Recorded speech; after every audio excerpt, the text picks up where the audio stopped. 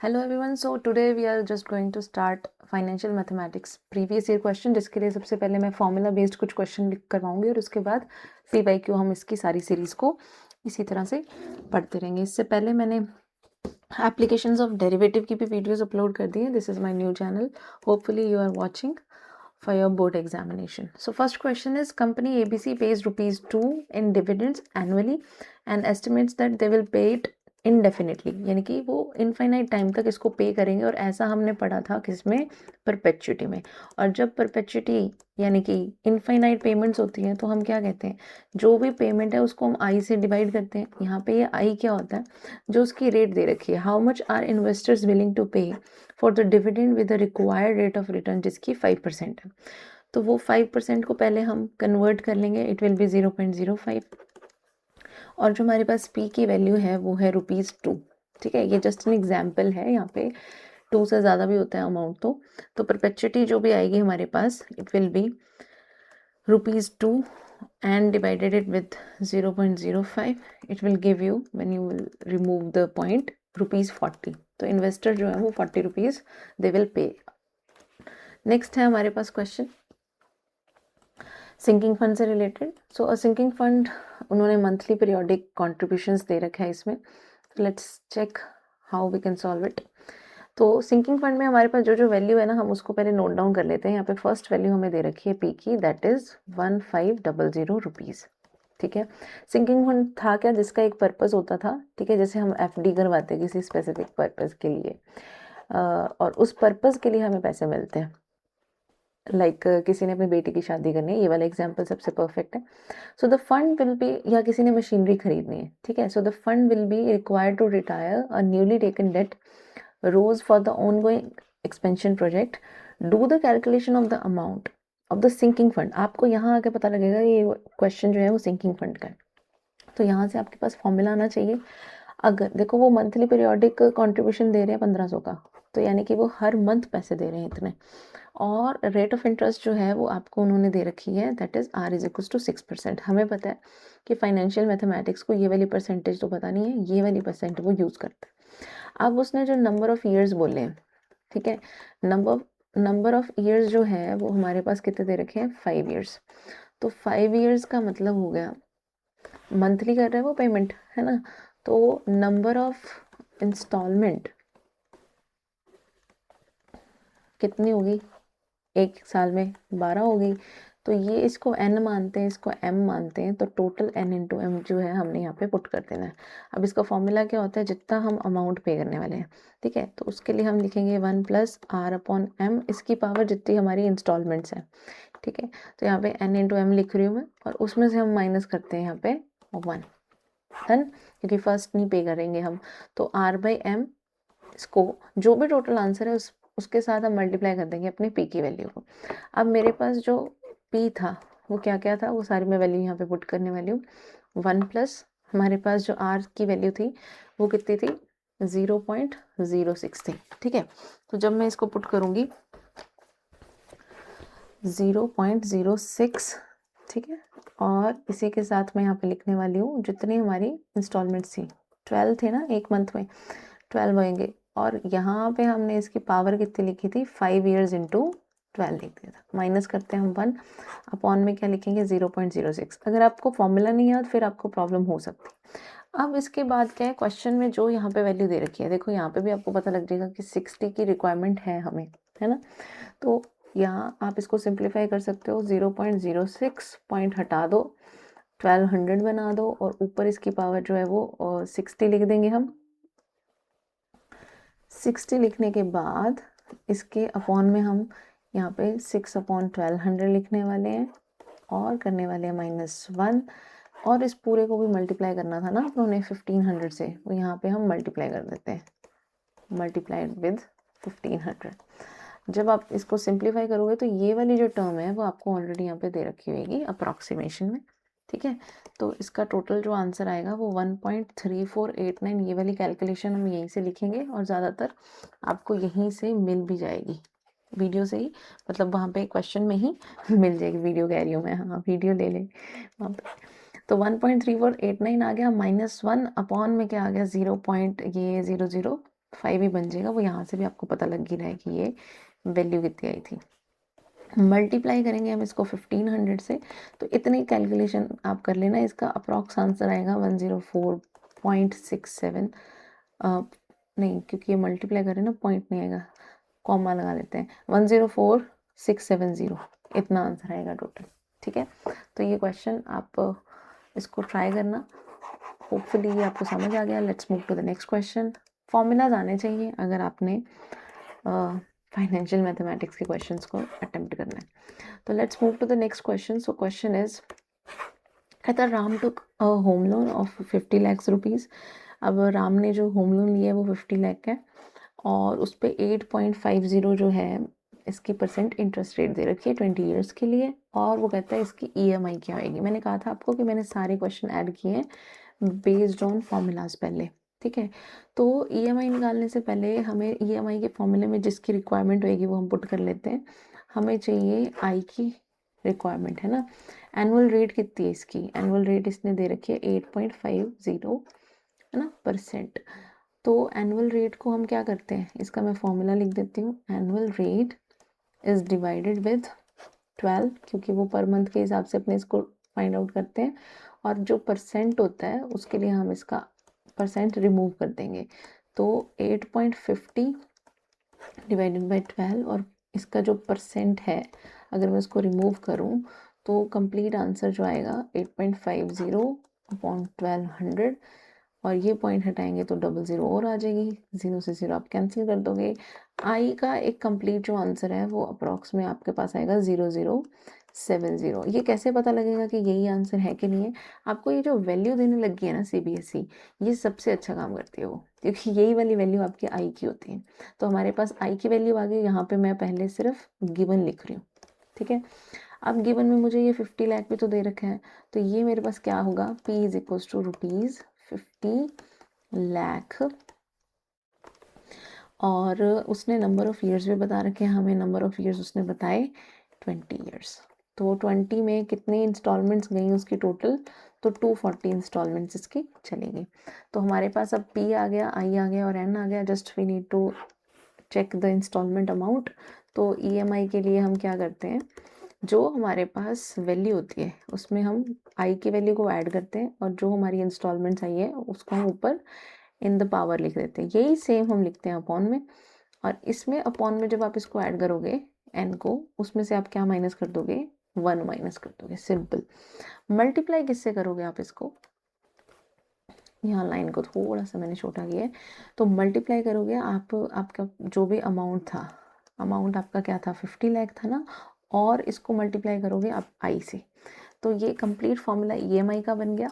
अब 1 plus I just मुझे value को रखना है, और ज़्यादातर वैल्यूज़ आपको दी होती हैं 0.0070। ध्यान से देखो, ये वाली वैल्यू आपको यहाँ पे मिल गई है ना, 1 तभी ऐड करके उन्होंने पूरी वैल्यू दे रखी है 240 की, और यही सेम आ जाएगा अपॉन में 0.0070। इसके बाद तो जस्ट फॉर्मूला ही रह गया लगाने वाला, -1 multiplied with 50 lakh and multiplied with the value 0.0070।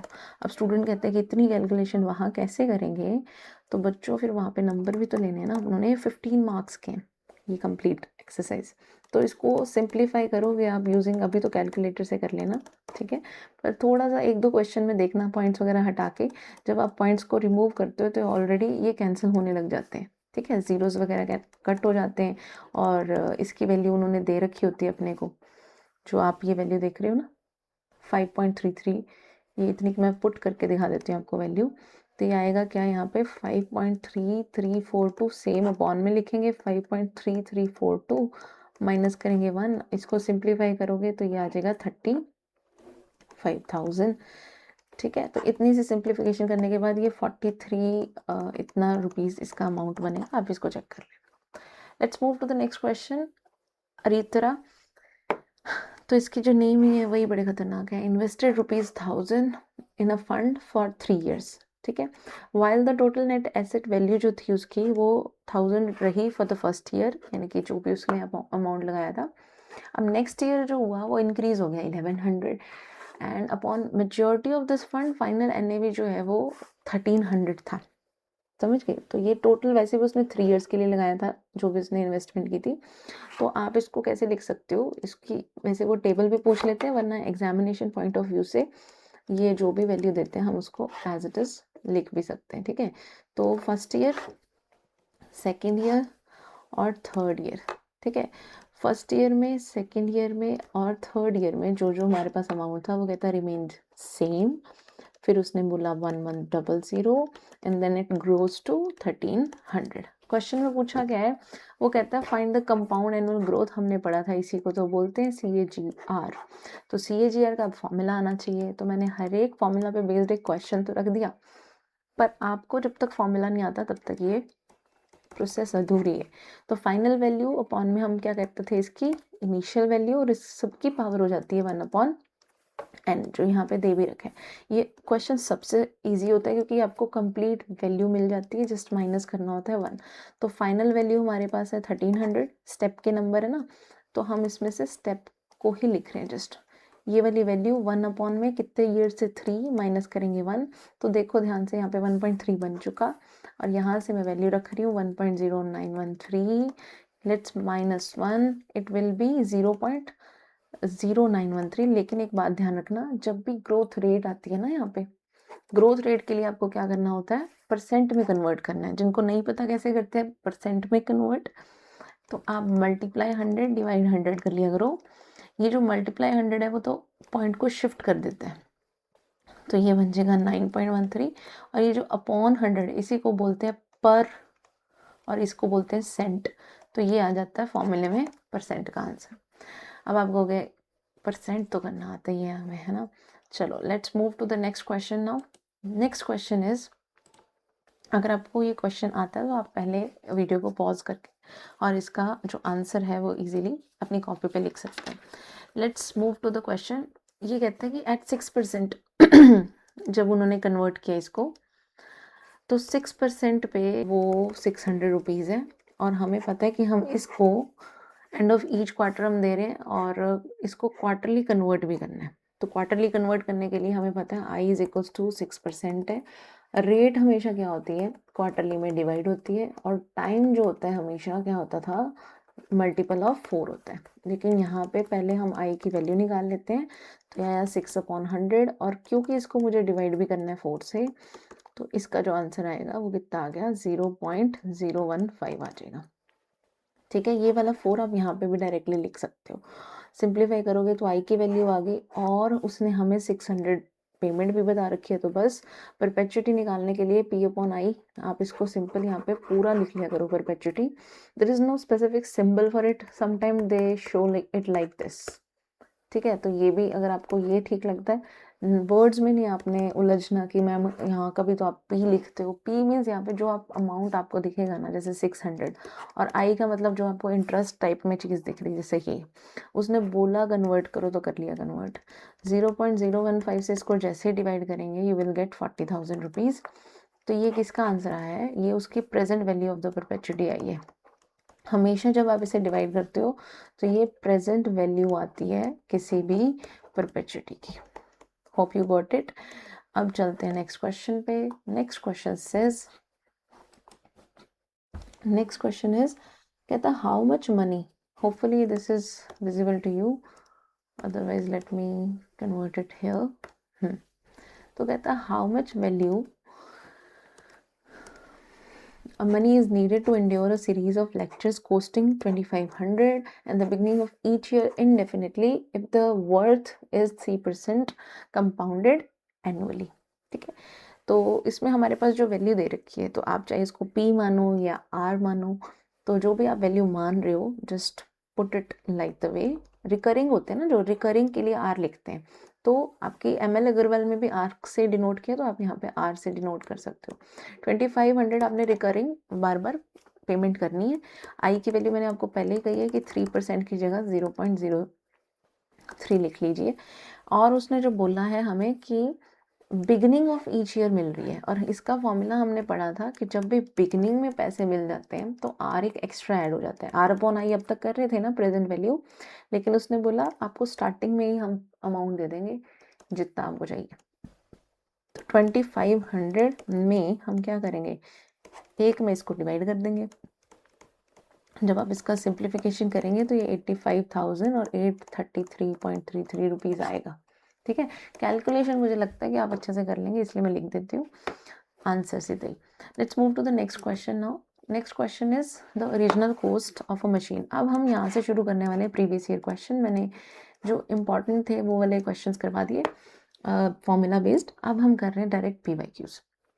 तो फर्स्ट क्वेश्चन इसमें कह रहा है कि जो ओरिजिनल कॉस्ट है, ठीक है, वो है 12 लाख रुपीज़, और वो कह रहा है कि एंड द स्क्रैप वैल्यू जो है उसकी मशीन की, वो उसने दे रखी है हमें आफ्टर इट्स यूजफुल लाइफ। उसकी यूजफुल लाइफ कितनी बता रखी है इसमें? 3 years। यानी कि पहले उसने मशीन को यूज़ कर लिया, ठीक है, यूजफुल लाइफ ऑफ 3 years के बाद अब वो 3 लाख की उसकी जो स्क्रैप वैल्यू है वो रह रही है। ठीक है, मशीन का वैसे ही जैसे ही निकलती है ना वो अपने शोरूम से बाहर, तो उसका अमाउंट कम हो जाता है। So let's start it. तो उसका डेप्रिशिएशन उसने बोला कि चेक करो, है ना। वो कह रहे हैं देन द बुक वैल्यू, ये जो बुक वैल्यू है किसी भी मशीन की eight the end of 2 years वो कितनी होगी। बुक वैल्यू निकालने के लिए हमें क्या करना पड़ता है? एनुअल डेप्रिशिएशन निकालना पड़ता है। तो हम निकालेंगे एनुअल डेप्रिशिएशन।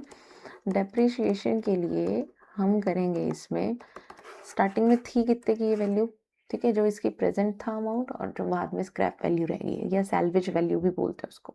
ठीक है, नीचे इसकी जो लाइफ आती है, और स्टार्टिंग में जो इसकी पेमेंट आपने की थी, और फिर उसकी सैल्वेज वैल्यू आ जाती है, या जिसको स्क्रैप वैल्यू बोलते हो आप। तो यहाँ पे हम 12 लाख में से माइनस कर देंगे 3 लाख, और डिवाइड कर देंगे इसको 3 years से, तो ये आ जाएगा 3 लाख। ठीक है, ये इसकी क्या वैल्यू आई है? एनुअल इसका डेप्रिशिएशन है, हर साल 3 लाख रुपए की कमी आ रही है। अब उसने बोला 2 साल के बाद की बताओ, है ना। तो बुक वैल्यू हम इसमें से कैसे निकालेंगे? जो आपकी 12 लाख है उसमें से हर साल 3 लाख कम हो रहे हैं। तो 2 साल 3 लाख जब कम होएंगे, मल्टीप्लाई बाय 2, तो ये क्या आ गया? 6 लाख हो गया। तो अब उसकी वैल्यू कितनी रहेगी? 6 लाख। जो कॉमर्स वाले स्टूडेंट्स हैं वही रखते हैं ये वाली अप्लाइड मैथ्स, और वो ये बुक वैल्यू को बिना कॉपी पेन के कर देते हैं। ठीक है, सो अरे एक क्वेश्चन रह गया। Let's move to this question is the present value of a sequence of payments 800 at the end of the year every 6 month and continuing forever. और मैंने कहा था जो चीज़ इनफाइनाइट चले, मतलब उस क्वेश्चन को पढ़ के आपको पता लग जाएगा कि ये तो परपेचुइटी वाला क्वेश्चन है। और जहाँ परपेचुइटी आ गई, आपको चाहिए सिर्फ और सिर्फ ये फॉर्मूला सिंपल। देखो बोर्ड भी ऐसा ही क्वेश्चन पूछ रहा है कि आप इसको सिंप्लीफाई कर दो जल्दी से। तो यहाँ पे है 800 रुपीज़, 4% को लिखते हैं 0.04। लेकिन एक बार इसमें पढ़ लेते हैं, इसने कुछ हाफ ईयरली तो नहीं लिखा, बिल्कुल लिखा है हाफ ईयरली का मतलब है एक साल में कितने हाफ ईयर्स होते हैं? 2। तो इसको आप डिवाइड कर दोगे, डिवाइड बाई 2। इंटरेस्ट हमेशा डिवाइड होता है हाफ ईयरली में, और टाइम वाला अगर कुछ यहाँ पे फॉर्मूला होता तो वो डबल हो जाता। तो हमने इंटरेस्ट को हाफ कर दिया। So then we got to know कि ये वाली वैल्यू तो 0.2 आ गई, and the value is 40,000। Hopefully आपने ये अच्छे से समझा होगा। Let's move to the next question now. Next question is using flat rate method. अब फ्लैट रेट मेथड का यहाँ तो उसने MCQ दिया, पर वो क्वेश्चन इसको सिंप्लीफाई 2026 में पूछ सकता है यूजिंग फ्लैट रेट मेथड, और ये ऑप्शन नहीं देगा। तो फ्लैट रेट मेथड था क्या? अगर तो आप इसको डायरेक्ट फॉर्मूला लगा रहे हो EMI का, तो उसमें क्या करना होता है हमें? PRT वाला वर्ड सुना आपने? सिंपल इंटरेस्ट जो अपने निकालते थे, है ना। तो सिंपल इंटरेस्ट PRT अपॉन 100 करके यहाँ पे, और डिवाइड कर दो इसको किसके साथ? जो आपकी वैल्यू है। ठीक है, जो भी अब यहाँ पे उसने क्या लिखा हुआ है कि using a flat rate method EMI to repay a loan of ₹20,000। तो मैं लिख रही हूँ यहाँ पे लोन है मेरे पास 20,000 का, ईयर्स मेरे पास है इसमें, टाइम जिसको बोलते हैं 2.5, यानी कि अब इसको 2.5 भी लिख लो तो भी कोई प्रॉब्लम नहीं है, या 5/2 लिख लो, ज़्यादा बेटर है। और उसने बोला 8%, तो यानी कि रेट जो है वो हमें 8% पर एनम दे रखी। तो कितने रुपए थे यहाँ पे? 4,000 रुपये थे ना। अब देखो 2 साल है, कितने महीने हुए? 24, और उसने बोला आधा साल हो रहा है, तो 6 महीने और हो गए। तो नंबर ऑफ मंथ्स, पहले मैं आपको कोई और मेथड करवाने वाली थी यहाँ पे, लेकिन मुझे लगता है यही बेटर है। तो इसको सिंप्लीफाई किया तो आपने लिख दिया 24,000 डिवाइडेड बाई 30 और आंसर आ गया ₹800। ये ना क्वेश्चन में एक बात मैंने यहाँ पे लिखनी थी, EMI है ना, तो ये होता क्या है, इक्वेटेड मंथली इंस्टॉलमेंट्स होते हैं मंथली। अब आप, मेरे को पता था कि आप कहोगे कि मैडम यहाँ पे मंथली तो लिखा नहीं है, तो मैं सोच रही थी पहले इसको रिमूव करके ये एक्स का मतलब समझा दूँ, पर होपफुली अब आपको पता लग गया इक्वेटेड मंथली। तो यहाँ पे 2 ईयर्स और हाफ ईयर का मतलब टोटल 24 एंड 6 30 हो गया। डन। कई बार वो छोटे से क्वेश्चन में भी ना अपने को उलझा सकता है। Let's move to the next question now. Next question में उसने बोला है हमसे कि एक मोबाइल फ़ोन है जिसका कॉस्ट जो है वो 12,000 रुपीज़ है, ठीक है, and it's scrap value after useful life of 3 years is 3,000। Then the book value, ये अभी सेम क्वेश्चन करवाया है मैंने, ठीक है, तो फिर भी चलो करवा देती हूँ मैं इसको। क्वेश्चन में आपको 1 ईयर वैल्यू दी हुई है, 2 ईयर वैल्यू दी हुई है और आपको 3 ईयर की वैल्यू दे रखी है। 1 ईयर की जो वैल्यू है वो 12,000 है। अब उसने क्या बोला, the it's scrap value after useful life of 3 years is 3,000, ठीक है, 3,000 इसकी स्क्रैप वैल्यू रहेगी। तो यहाँ पे कितना रिड्यूस किया होगा इसने कि यहाँ पे 3,000 रहेगी वैल्यू। तो हम ऐसे मान सकते हैं कि 1 साल जब उसने बुक वैल्यू निकालनी है ना अपने को, जब उसने 1 साल यूज कर लिया इसको, तो book value after 1 year of use, यहाँ पे इसको अगर आप इस टैबुलर फॉर्म में दिखाना चाहते हो ना, तो आपको यहाँ पे 0 भी दिखाना पड़ेगा, समझ गए। 0 ईयर यानी कि अभी जस्ट मैंने खरीदी है तो ये 12,000 की थी। फिर जब 1 साल बाद इसकी 3,000 इसका रिड्यूस हो गया, ठीक है, 9,000 की हो गई। अब 2 साल बाद, आफ्टर यहाँ पे लिख लेना, ठीक है, आफ्टर 1 ईयर, आफ्टर 2 ईयर, तो अब ये रहेगी थी 6,000 की। क्वेश्चन के हिसाब से उसने सिर्फ क्या पूछा है, at the end of 2 years ही पूछा है ना अपने से, तो एंड ऑफ 2 ईयर्स का मतलब यहाँ पे क्या आ गया 6,000। तो मैंने ये सारे क्वेश्चन बता दिए कि कोई भी पूछे तो आपको करना क्या है, उसको जस्ट रिड्यूस ही करना है। डन। अब चलते हैं नेक्स्ट क्वेश्चन पे। नेक्स्ट क्वेश्चन है व्हाट सम ऑफ मनी। अब ये उसने क्वेश्चन दे दिया, deposited at the end of every 6 months to accumulate 50,000 in 8 years if money is worth 6% per annum compounded semi annually। तो इस पूरे क्वेश्चन में वो पूछना क्या चाहता है, ठीक है। तो अब जब आपको उसने अमाउंट पूछ लिया, सिंपल, तो आप पहले पहले वैल्यू लिख दो, चाहे ये MCQ है फिर भी अपनी सारी वैल्यू लिख देते हैं। तो 50,000 हमारे पास जो उसने रेट दे रखा है, उसके बाद उसने टाइम भी दे रखा है ना, PRT। तो टाइम की वैल्यू कितनी दे रखी है उसने, 8 ईयर्स, और उसके बाद उसने बोला कि 6% पर एनम की उसकी रेट है। पर हमें पता है कि हम जो नंबर ऑफ पेमेंट्स भी निकालेंगे ना, इसके नंबर ऑफ पेमेंट्स कितने आएंगे, अगर 8 ईयर्स है और वो 6 कर रहे हैं यहाँ पे नंबर ऑफ पेमेंट, यानी कि 6 मंथ्स के बाद, तो ये हर एक साल 2 पेमेंट्स तो कर ही रहे हैं, तो ये आगे टोटल 6 थे, समझिए। अब चलते हैं कि अपने इसका क्या करेंगे। तो हमने पढ़ा था कि हाफ ईयरली में हाफ हो जाती है रेट, तो ये 3% होगी, पर आई की वैल्यू तो हम 0.03 ही यूज़ करते हैं फॉर्मूला जितने भी अप्लाई करते हैं। तो जो हमारा फॉर्मूला है उसी को अप्लाई करते हैं, अमाउंट का कितना अमाउंट हम पे कर रहे हैं। उसने बोला कि अमाउंट के लिए आपको अप्लाई करना है सिंपली दिस। ये फॉर्मूला जो है ना आपका, ये 11th क्लास में यूज़ हुआ था। इनकेस आप अभी इससे फेमिलियर नहीं हो कि ये क्वेश्चन कैसे आ गया, बोर्ड है भाई वो, 11th की चीज़ भी आपको आराम से दे सकते हैं, ठीक है। तो वो कह रहा है what sum of money should be deposited, अगर उसने एक्यूमुलेट कर दी है 50,000, ये तो क्लास 8th में भी आ गया था ऐसा क्वेश्चन, कि अगर मेरे पास इतना अमाउंट है, 2001 2002 वाला क्वेश्चन याद है 8th क्लास का, उसमें वो ऑलरेडी 2003 का बताता है, 2001 का भी पूछ लेता है और 2005 का भी अमाउंट पूछ लेता है। वैसे उसने कहा कि एक्यूमुलेट हो गया, बताओ डिपॉजिट कितना किया होगा, पी की वैल्यू पूछ रहा है वो, ठीक है। तो पी को हम पी रहने देते हैं और हमारे पास उसने वैल्यू ये जो 1.03 उसने कह दिया ना, तो कहीं ना कहीं 1 प्लस आई वाला तो कोई फॉर्मूला लगेगा, ऐसा भी आपको वहाँ पे याद आ जाएगा, ठीक है। तो अब बस मैंने क्या किया, इसको आई को ऐड कर दिया, यहाँ पे 0 लगाना रह गया और इसकी पावर जो है वो 16 कर दी मैंने। माइनस करेंगे इसमें वही 1 और डिवाइड कर देंगे इसको जो हमारी आर की वैल्यू दैट इज 0.03।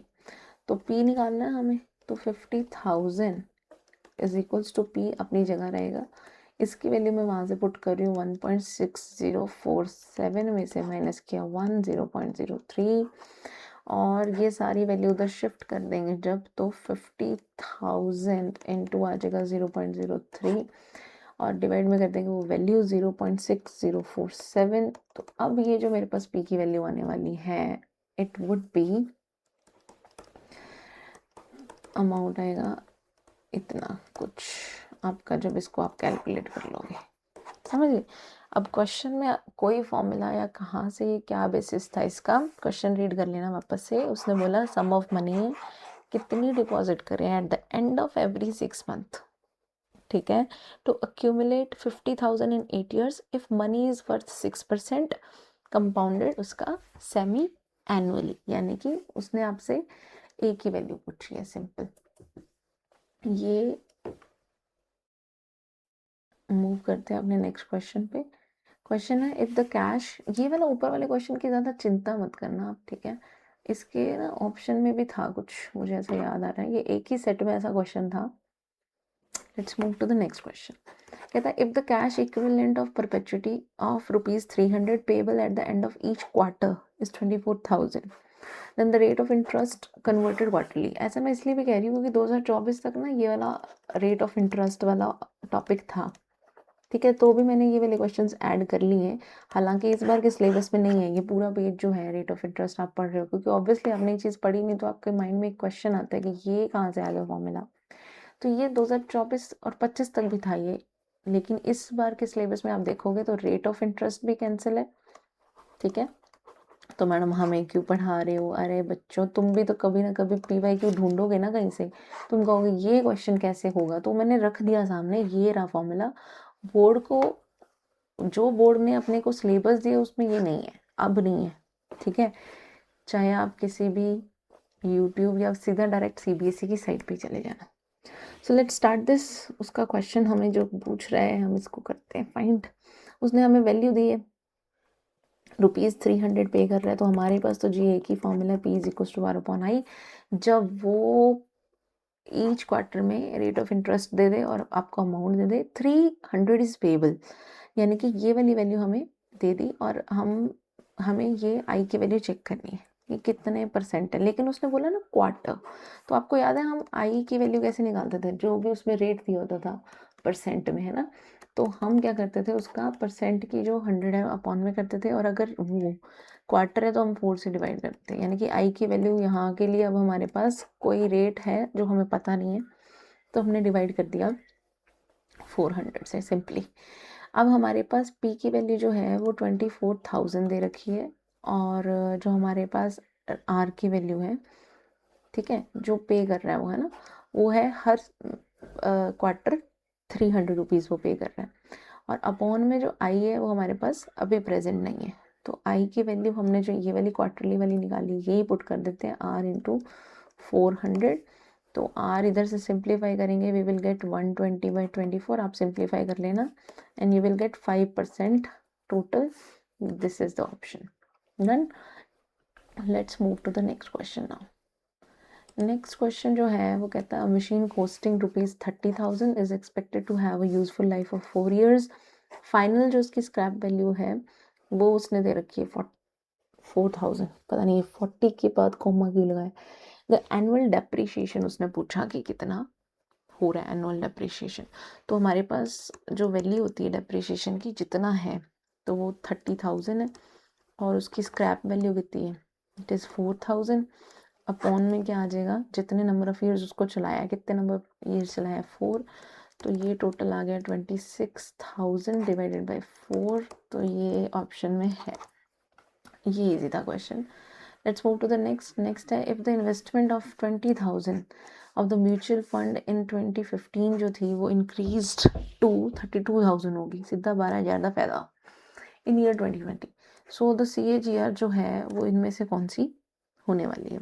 तो CAGR निकालने के लिए आपको मैंने ये फॉर्मूला वैसे तो बहुत बार बता दिया, फिर बता देती हूँ। FV अपॉन उसकी जो प्रेजेंट वैल्यू, इनिशियल वैल्यू होती है उसमें से हम कर देते हैं -1 और मल्टीप्लाई कर देते हैं हम 100। ठीक है, क्या गायब कर दिया मैंने?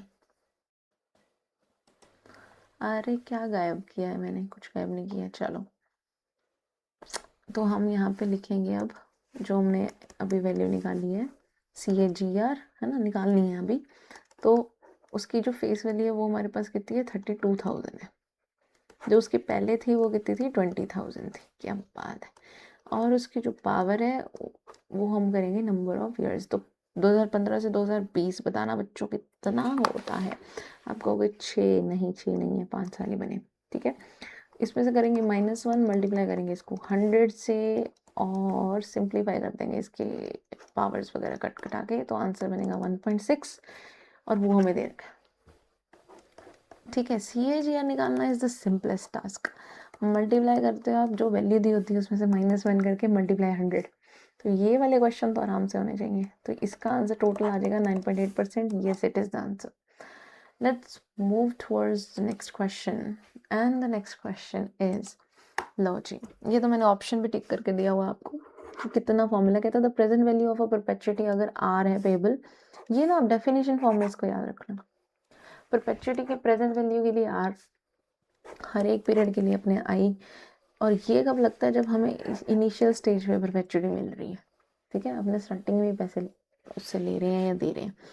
नेक्स्ट क्वेश्चन है what is the face value. अब उसने फेस वैल्यू पूछी अपने से, तो हम यहाँ पे क्या लिखेंगे?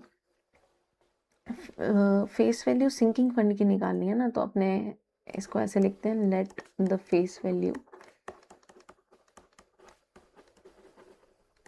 Just a minute, let me check if everything is going well.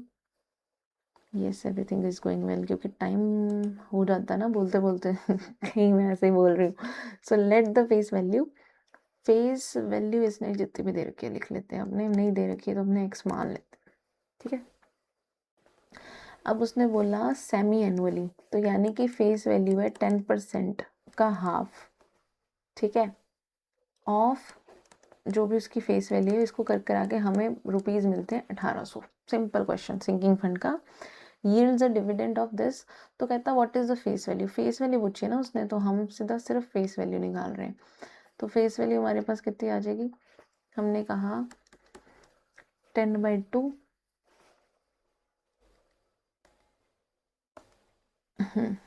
तो ये आया 10/2 into 100 into x equal 1800, which gives us the complete amount of 36,000। तो ये अब अपने पास ऑप्शन बैठा है। Yes, let's move to the next question now. Question है कि एक न्यूज़पेपर है, बढ़िया काम चल रहा है न्यूज़पेपर वाले का। Machine cost 4,80,000 and the scrap value is this, and end of the each 10 years का अपने को बताना है annual depreciation as per linear method. अब देखो है तो MCQ, फिर भी देखो हिम्मत इनकी लिखते हैं लीनियर मेथड के हिसाब से। बताओ तो लीनियर मेथड है क्या कि अपने उसको सिंपल माइनस कर देते हैं स्क्रैप वैल्यू को जो उसकी कॉस्ट अपने को दिख रही होती है। तो हमारे पास कॉस्ट दिख रही है इतनी 4,80,000 की, उसमें से वो कितना 25,000 गए और कितने साल के लिए जा रहे हैं? 4 साल के लिए। तो डेप्रिशिएशन हो रहा है 45,000 और 500 रुपीज का। तो ये ऑप्शन में दिया हुआ है अपने। Let's move to the next question. Next question में उसने टेबल बना दी। कहता जब ईयर का एंड हो रहा है तो एंड पे रेवेन्यू 9,000 है, और ठीक है, और वैसे यहाँ पे 2018 है, यहाँ पे 2021 है। उसने कुछ वैल्यू भी अपने को दे रखी है। Let's just put the values together.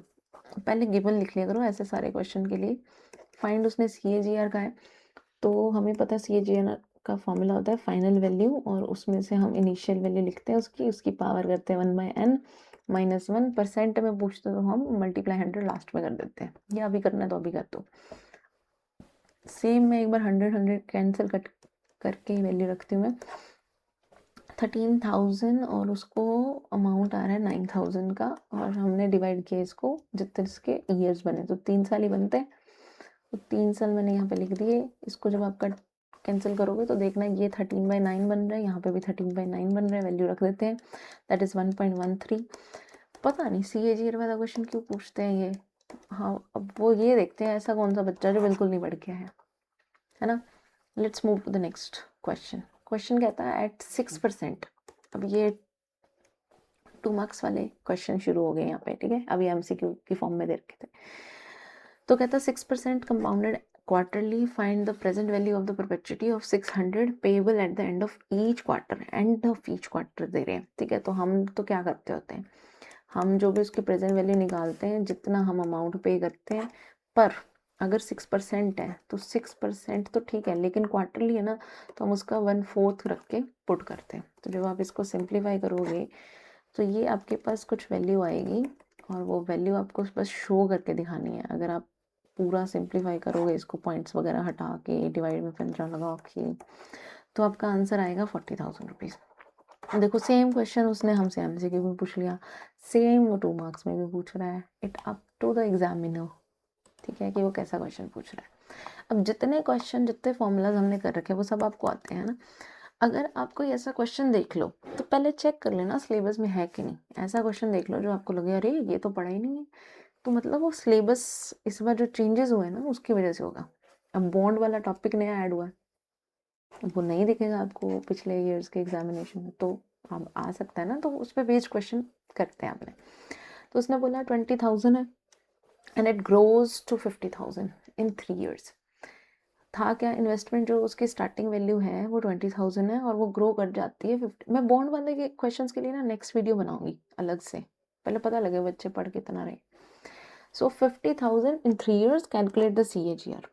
अब तक तो आपको ये थोड़ा 10 सेकेंड आगे कर देनी चाहिए वीडियो, क्योंकि ये आपको आता है ना, मुझसे पहले करके दिखाओ। चलो, तो क्वेश्चन में हमारे पास 20,000 दे रखी है वैल्यू, और 20,000 के लिए हम क्या करते हैं, मैं आपको 1 सेकेंड का टाइम दे दूंगी, अगर आप लिखना चाहते हैं इसको तो लिख सकते हैं करके, वरना चलो कोई बात नहीं।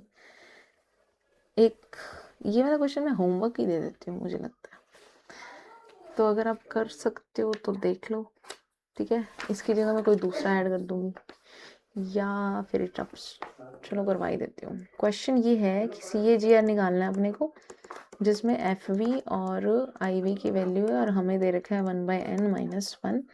हमने जैसे इसमें पुट करना है, क्या अमाउंट दे रखा है मेरे को 50,000 डिवाइडेड बाई 20,000, उसकी पावर 1/3 -1, ये हो जाता है बस। दिस शुड नॉट हैपन, पता नहीं कहाँ गया। हाँ जी, तो ये हमारे पास जो वैल्यू आ गई है ये आई है 2.5, 1/3 -1, और 2.5 की पावर आ गई 1/3। यहाँ पे वैल्यू कितनी रख रहे हैं हम, 1.355 माइनस कर रहे हैं 1, that is 35.5%। Let's move to the next question. Next question is find the present value of a perpetuity of rupees 18,000 payable at the end of 6 months, or the money is worth 8% compounded semi annually है यहाँ पे question में। 22 में आया हुआ ये, तो हम लिख लेते हैं जो प्रेजेंट वैल्यू हम निकालते हैं। तो कितना कैश फ्लो है उसका 18,000 है, और जो उसका इंटरेस्ट रेट है वो कितना है 8%, लेकिन सेमी एनुअली का मतलब हम जो भी उसकी वैल्यू दे रखी है ना उसको डिवाइड करेंगे, लेकिन मल्टीप्लाई उसका हाफ करके। तो उसकी प्रेजेंट वैल्यू हमारे पास आ जाएगी 18,000 का 0.04, दैट विल बी 4,50,000 रुपीज, ठीक है। नेक्स्ट क्वेश्चन इज, उसने बोला अभय bought a mobile phone for 30,000 and the mobile phone is estimated to have a scrap value of 3,000 after a span of 3 years. Using the linear depreciation method, find the book value of the mobile at the end of 2 years. तो and of 2 years निकालने के लिए हम linear method use करते हैं, C minus S upon जितने number of years थे। तो 30,000 में से 3,000 अपनों ने कर दिया माइनस, डिवाइड किया इसको 3 के साथ। 27,000 is divided to 3, that means total ₹9,000 आ गया अपने पास आंसर। लेकिन उसने बुक वैल्यू पूछी है और वो भी कितने टाइम बाद पूछी है, उसने पूछा है 2 ईयर्स का। तो यानी कि 30,000 में से 2 इंटू 9,000 माइनस करके हमने एग्जामिनर को आंसर देना है 12,000 का। डन।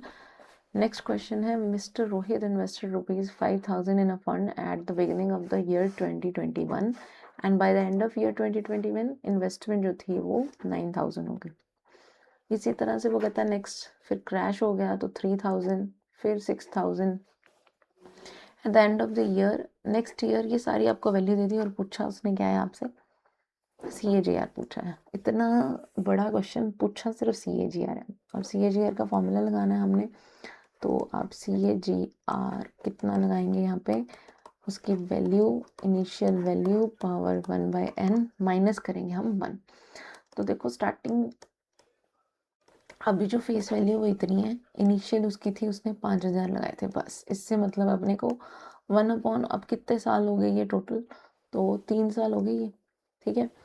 माइनस करेंगे 1 से, ये वाली वैल्यू आपको दे रखी है 1.2805, उसमें से करेंगे -1। इस स्टेप के नंबर है तो ये मत सोचना मैं तो इसी में से -1 कराऊंगा, डोंट बी ओवर स्मार्ट। तो टोटल आंसर आ गया 28.05% फॉर CAGR।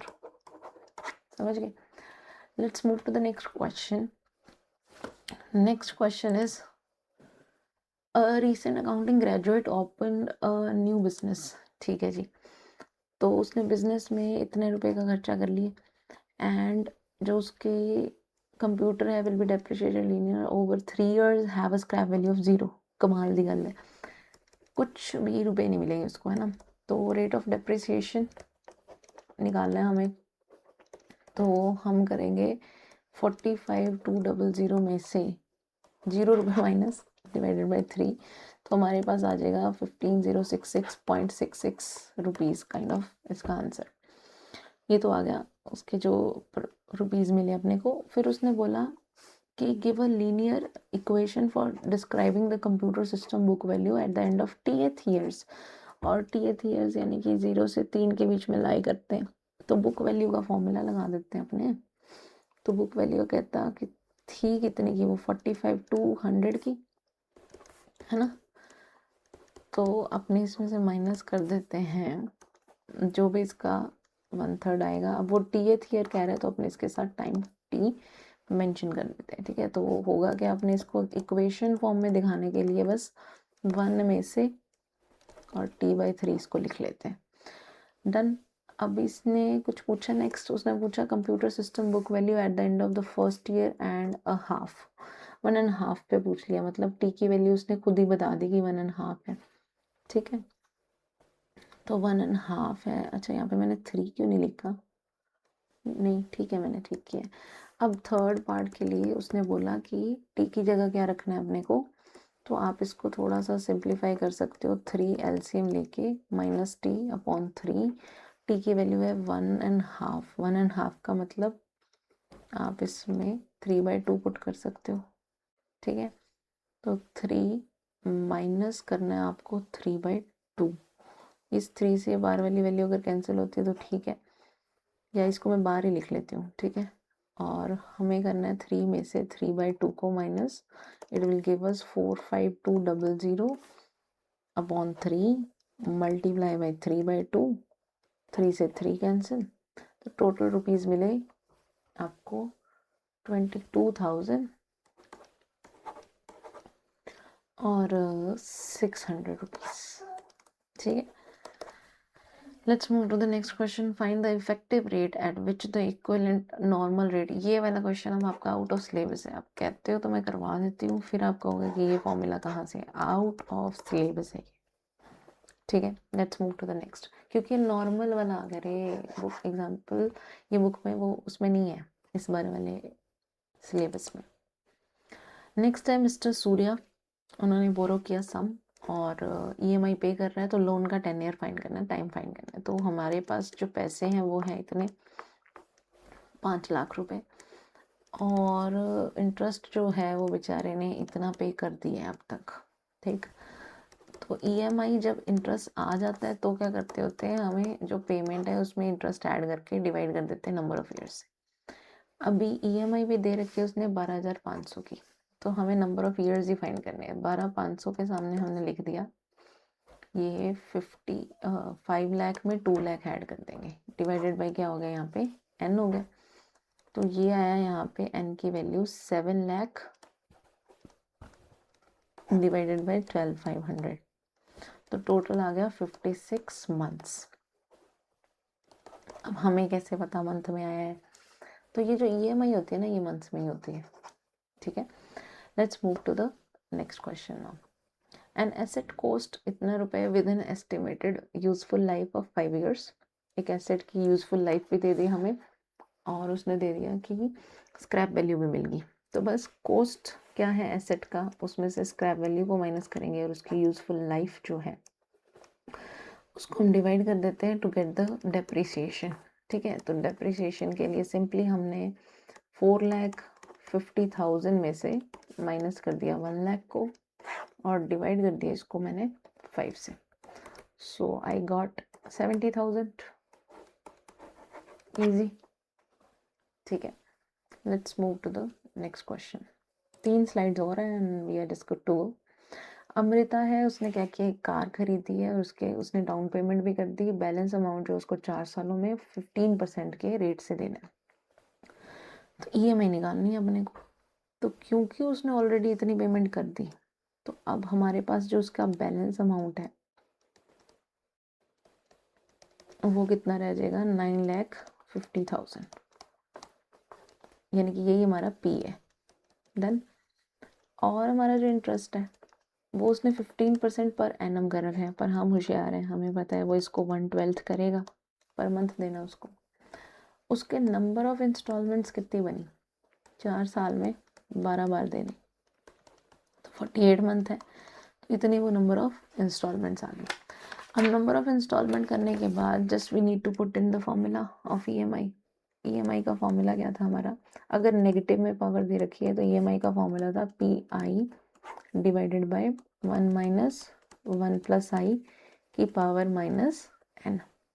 जस्ट इसमें हम पुट करेंगे इसको 950,000 इंटू 0.0125 जो हमने अभी वैल्यू निकाली है, इसको आप डिवाइड करोगे तो इतना ही आएगा 0.0125। ठीक है, 1 में से माइनस, ये आपके लिए मैं लिख के दिखा देती हूँ, 1 प्लस 0.125 और उसकी पावर जो है वो माइनस की 48। तो बस इसको सिंप्लीफाई करना है और हम जस्ट वैल्यू रख देते हैं इसकी, या सिंप्लीफाई आप कर ही लेंगे, है ना। इसका आंसर आएगा 26,439 अप्रॉक्स। 0.21 भी आता है, तो वो भी लिख के देती हूँ। Let's move to the next question. कहता मधु है, एक्सचेंज किया उसने ओल्ड कार को और एक न्यू के साथ जो 6,50,000 की थी। ठीक है, अगर वो इतना काम कर ही रही है, उसने एक्सचेंज किया, मतलब इतने रुपए तो वो कैंसिल करवा देगी। अब उसका अमाउंट जो बना वो कितना बन गया, फिर 5 लाख बन गया। ठीक है, 5 लाख बनने के बाद उसने डाउन पेमेंट जो है उसका हिसाब क्या लगाया, 20 मंथली। अच्छा, ये वैल्यू अपने को दे रखी है 20, और 21,000 ईच पे करेगी और 9%। तो शी पेड एक्स। अच्छा, जो उसने पे कर दिया वो फाइन करना है। मैं सोचूं सब कुछ तो उसने प्रोवाइड कर दिया तो करना क्या है फाइंड, हमें फाइंड करना है एक्स। तो एक्स फाइंड करने के लिए हमें इसको मल्टीप्लाई करना पड़ेगा जितनी उसकी पेमेंट है। इंस्टॉलमेंट 21,000 वो दे रही है, अब वो कितना उसको पे करती है वो लिख लेते हैं। जो फॉर्मूला था ना उसी में से ये वैल्यू आप बस फाइंड आउट कर सकते हो, कैश डाउन पेमेंट। ठीक है, 1 में से हमने माइनस किया उसकी जो वैल्यू 1 प्लस हम लिखते होते हैं 0.09 डिवाइड बाई 12, और माइनस में इसका क्या होता है 20। यहाँ पे नहीं होता ये 1 के नीचे, और अपॉन में हमने इसकी वैल्यू लिख दी 0.01। 09 डिवाइड बाई 12। तो इससे हमारे पास उसकी प्रेजेंट वैल्यू आ जाएगी। सिंप्लीफाई करोगे तो ये आ जाएगा 388,668। ठीक है, अब इतनी पेमेंट उसने कर दी थी, मतलब 5 लाख में से आप इसको माइनस कर दोगे तो डाउन पेमेंट जो है ये प्रेजेंट वैल्यू आएगी उसकी। तो 5 लाख में से इसको माइनस अगर अपने करेंगे तो टोटल अपने पास जो रिजल्ट आएगा वो आएगा 1,11,331। शगुन दे के आई थी वो मधु। ठीक है, अब कईयों को ये नहीं पता लगा होगा तो इसका कमेंट सेक्शन में आंसर करना कि ये मैंने कौन से फॉर्मूले से इसकी वैल्यू निकाली है, प्रेजेंट वैल्यू, ये कहाँ से आया फॉर्मूला। इस क्वेश्चन में जो मैंने फॉर्मूला अप्लाई किया वो कौन सा है। Let's move to the next slide. Next slide is, कहता Amrita buys a car for which she makes a down payment of 2,50,000 and the tenure balance is to be paid in 2 years by monthly installment भी बता दी उसने अमृता की। अब जो ये monthly instalment बता रखी है ना, इसी को हम इसकी वैल्यू का यूज़ करते हैं। हमारे पास जो वैल्यू दे रखी है वो है, पेन चेंज कर लेते हैं अपने, वैल्यू हमारे पास दे रखी है, ईएमआई का फॉर्मूला लगाते हैं अपने। ओहो, अब आपको पता लग जाएगा ना कि लास्ट में मैंने कौन सा फॉर्मूला लगाया था। चलो, 1 प्लस आई की पावर लगाया n, डिवाइड किया इसको 1 प्लस आई की पावर n से -1, तो ईएमआई हमारे पास बनेगी। पर हमें ईएमआई तो निकालनी नहीं, तो दे रखी है, हमें पी निकालना है। तो इससे हम पी का फॉर्मूला बना लेते हैं। पी का फॉर्मूला बनेगा ईएमआई और इसके ब्रैकेट में आ जाएगा 1 प्लस आई की पावर n -1, यानी कि ये सारा उधर भेज दिया मैंने, डिवाइड में लिखेंगे हम i इंटू 1 प्लस आई की पावर n। हमारे पास ऑलरेडी वैल्यू तो सारी दे ही रखी है, तो हम जस्ट पुट करते हैं। ईएमआई था हमारे पास 25,448 और डिवाइड कर रहे हैं हम इसको डिवाइड करेंगे हम इसके आई की वैल्यू से। आई कितना 20%, लेकिन वो 2 इयर्स है, बाय मंथली इंस्टॉलमेंट है, तो कितनी होगी यहाँ पे वैल्यू। हम 20% का परसेंट हटाएंगे तो अपॉन में आएगा 100 और मल्टीप्लाई में क्या आएगा 12 भी तो आएगा। तो यहाँ पे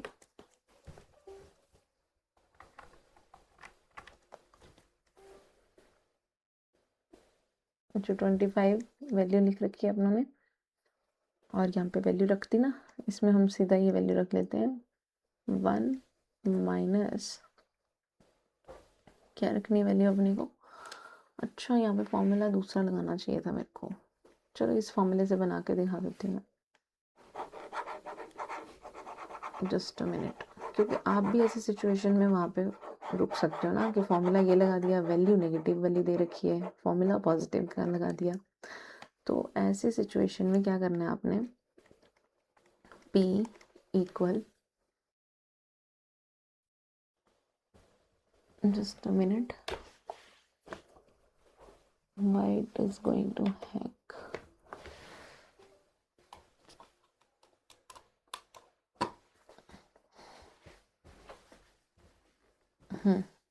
तो हम यहाँ पे EMI लिखा हुआ है हमारे पास, हम यहाँ पे वैल्यू रख रहे हैं। इसको अगर मैं कॉमन ले लूँ, 1 प्लस आई की पावर n को अगर मैं कॉमन ले लूँ तो यहाँ पे क्या बचेगा, 1 माइनस 1 अपॉन 1 प्लस आई की पावर n बचेगा।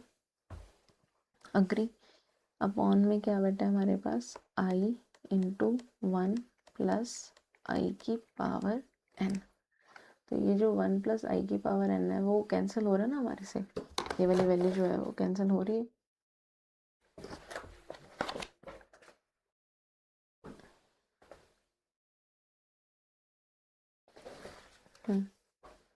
तो हमने कहा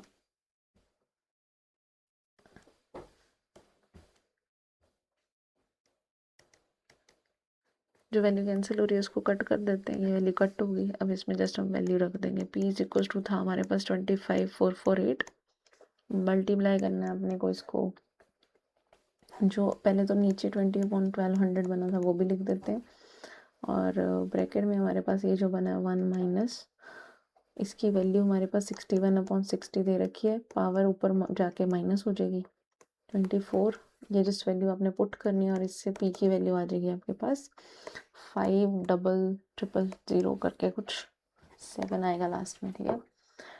पर एक्चुअल प्राइस निकालने के लिए हमें जो उसने प्राइस दे रखा था उसमें से इसको माइनस करना है, 1 2 3 4 5, इसमें से आपको वो ऐड करना है प्राइस, ठीक है, जो उसने वहाँ पे स्टार्टिंग में दिया था हमें। तो टोटल ये आ जाएगा 75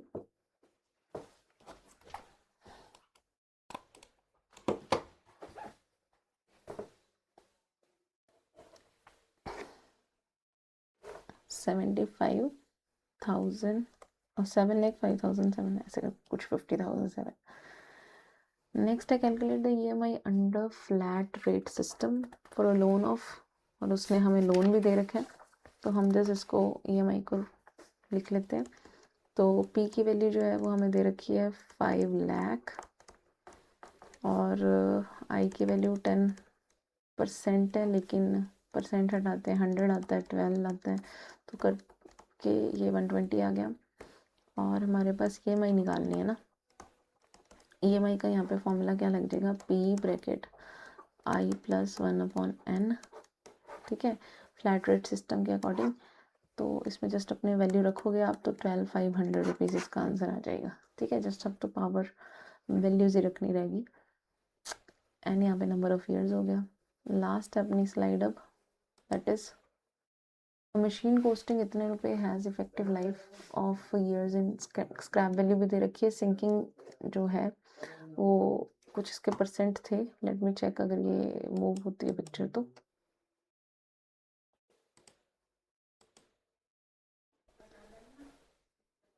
पता नहीं हैंग क्यों हो रहा है, आधा ध्यान तो मेरा इसी में है कि ये हैंग क्यों हो रहा है। हाँ जी, तो यहाँ पे हमारे पास वैल्यू आ गई है, जो अमाउंट दे रखे हैं जस्ट मैं उसको पुट कर रही हूँ, ठीक है। वैल्यू है अपने पास, उसने हमसे पूछा गया है, कहते हैं so that it can be assume the new machine with this and found earning. तो हम लिख लेते हैं, इसमें जो कॉस्ट है हमारे पास वो है 30,000 का, ठीक है, मतलब जो स्क्रैप वैल्यू है वो है 30,000 की, और जो नई वाली है वो है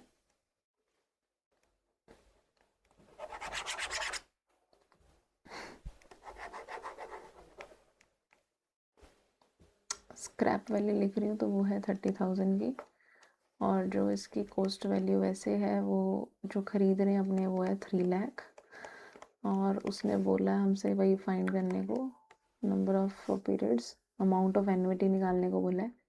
तो वो हमने थोड़ी देर पहले भी फॉर्मूला देखा था ये वाला, तो इसको आप थोड़ा पढ़ के चले जाना, चाहे वो आए वहाँ पे कि ना आए, इसको जस्ट इम्प्लीमेंट करेंगे तो हमारे पास एक ही वैल्यू आएगी, लेकिन वो इसने दे रखी है कितनी, 2,30,000 माइनस कर देना उसमें से, तो 2,70,000 उसने हमारे वैल्यू दे दी। तो इससे हमारे पास अमाउंट जो आएगा इसका वो 33,169 रुपीज़ आंसर आ जाएगा। और लास्ट क्वेश्चन है एक स्टार्टअप वाला, बस इसको फिनिश करते हैं। स्टार्टअप वाले क्वेश्चन में उसने पूछा क्या है, CAGR निकालना है, तो CAGR तो हमें बस इसकी वैल्यू ये जो दे रखी है वही रखनी है, स्टार्टिंग की और एंडिंग की रख के उसको डिवाइड कर देना, 4,5,000 जो भी दे रखे हैं, 350 दे रखे हैं, इसकी पावर कितने ईयर्स बन गए 5, माइनस किया 1, तो ये वाली वैल्यू भी दे रखी है 1.5, इसमें से -1 तो 0.084 बनता है, मल्टीप्लाई 100 किया तो 8.4% मिल जाएगा, ठीक है। तो ये हमारे पास कंप्लीट आंसर आ गया, थैंक यू सो मच। अब चलते हैं, इसको स्टॉप करते हुए, thank you so much for watching. मेरा कंप्यूटर हैंग हो चुका है completely, I can not move the cursor, don't know why. तो ये स्टॉप भी नहीं हो रही है वीडियो, क्या करें। 1 आवर की हो गई है वीडियो, स्टॉप ही नहीं हो रही। कर्सर ही नहीं पहुंच रहा वहां तक। Just to stop.